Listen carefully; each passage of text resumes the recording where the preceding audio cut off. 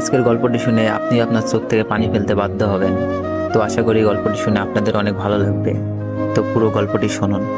আমার পাশের বাসার একটা মেয়ে, নাম মিম, আর আমার নাম ইমু। মিম আর আমি দুইজনেই খুব ভালো বন্ধু, বলতে পারেন একজন আরেকজনকে ছাড়া চলে না। হঠাৎ করে একদিন আমি মিমকে মজা করতে করতে বললাম, মিম, আই লাভ ইউ। ও বলে, শোন ইমন, আমি তোকে ভালোবাসতে পারবো না, তুই শুধু আমার বন্ধু। এই কথা বলেই চলে গেল, আটকাতে পারলাম না। এভাবেই দিন যেতে লাগলো, কিন্তু মিম তো আমাকে ভালোবাসে না। কি যে করি। বলতে বলতে মিমের ফোন।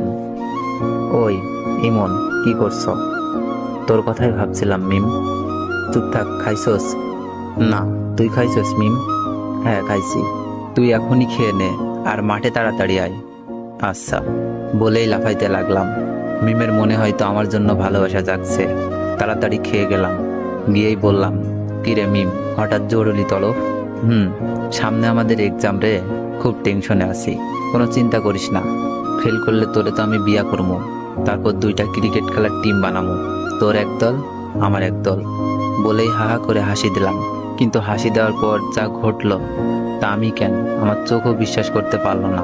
এমনভাবে আমার গালে চড় মারলো যেন গাল দিয়ে ধোয়া বের হচ্ছে। চড়টা মেরেই মিম বলা শুরু করলো, তোকে বন্ধু করেই জীবনে বড় ভুল করেছি, আজ থেকে আমাদের বন্ধুত্ব এখানেই শেষ। বলেই চলে গেল। আর আমার চোখ দিয়ে বৃষ্টির মতো পানি পড়ছে। কিছুই বুঝতে পারলাম না, খুব খারাপ লাগছে। শেষমেশ বন্ধুত্বটাও শেষ। কেমন জানি স্বপ্ন স্বপ্ন লাগছে, তাও কিছুই করার নেই। অশ্রু ভরা চোখ আর বুক ভরা কষ্ট নিয়ে বাসায় আসলাম। এসেই শুয়ে পড়লাম। বালিশটাও ভিজে গেছে। পুরনো স্মৃতিগুলো মনে পড়ছে। প্রতিদিন ওকে ফোন দিয়ে ঘুম পাড়ানো, ঘুম থেকে জাগাতাম। দিনে কমপক্ষে 100 বার ফোন আর মেসেজ তো আছেই। সব স্মৃতিগুলো মনে পড়ছে। আমাদের বন্ধুত্ব শেষ হলেও আমি ঠিক আগের মতোই ফোন দিতাম, মেসেজ দিতাম। মিম খুব বিরক্ত ফিল করত, তারপরও কথা বলতে চাইতাম। হঠাৎ একদিন দেখলাম মিম পার্কে বসে এক ছেলের সাথে হেসে হেসে কথা বলছে, যেন কলিজাটা ছিঁড়ে যাচ্ছে। তাই বাসায় এসে পড়লাম। বুকটা ব্যথা করছে, তাই ভাবলাম মিমকে একটা ফোন দিই। অনেকবার কল হওয়ার পর রিসিভ করলো। মিম, বুকে ব্যথা করতেছে। মিম বলল, ব্যথা করা ভালো, এখন আমাকে ডিস্টার্ব করবি না, পরশু আমার এক্সাম। আমি বললাম, আচ্ছা, নাপা খেলে ব্যথা যাবে? হ্যাঁ যাবে, এখন আর ফোন দিস না প্লিজ, কিছুই পড়া হয়নি।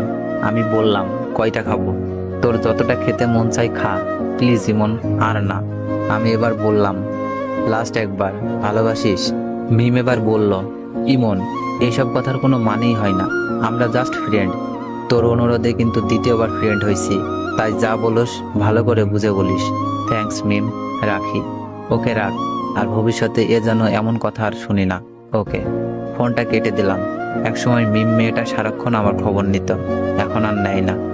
আর জিজ্ঞেস করে না কাউকে পছন্দ করিস কিনা, আর আগের মতো কি করতে হবে বলে না। হঠাৎ বুকের ভেতরে আবার চিপ দিয়ে উঠলো। বুকটা চেপে ধরে একটু বিছানায় শুয়ে পড়লাম। খুব কষ্ট হচ্ছে। আবার বিছানা থেকে উঠে আমাকে নাবা খেতে হবে। কয়টা খাবো?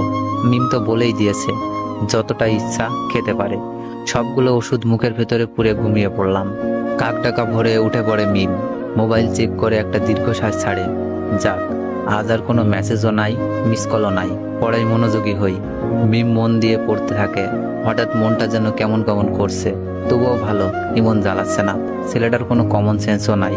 যখন তখন ফোন দিয়ে বলে, মিম, এইটা হয়েছে, এখন কি করব? ওইটা হয়েছে, বোরিং। কয়েক ঘন্টা কেটে গেলেও মিমের মোবাইলে আলো জ্বলছে না। হঠাৎ মোবাইলে মেসেজ টোন বেজে উঠল। মিমের কাছে বোরিং হ্যাপি দুইটাই লাগলো। মেসেজ অন করেই হতাশ হয়। রবি সিম কোম্পানির SMS। রবি সিমকে কয়েকশো গালি দেয় সে। ঘড়ির ঘন্টার কাঁটা ক্রমশই বেড়ে চলেছে, কিন্তু একটি বারের জন্য ইমনের মোবাইল থেকে কল আসে না।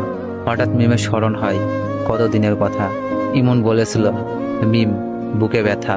ওর ভুরু যুগল কুঁচকে যায়, মুখটা কালো হয়ে যায়, বুকের ভেতরটা খা খা করে ওঠে। মন থেকে কত রকম ভয় করছে। রাত 9টা।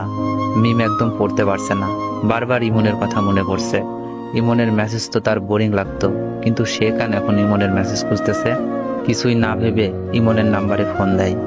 তো গল্পটির সেকেন্ড পার্ট চাইলে বেশি বেশি কমেন্ট করুন, আর ভিডিওটিতে একটু বেশি বেশি কপি লিঙ্ক করে দেন।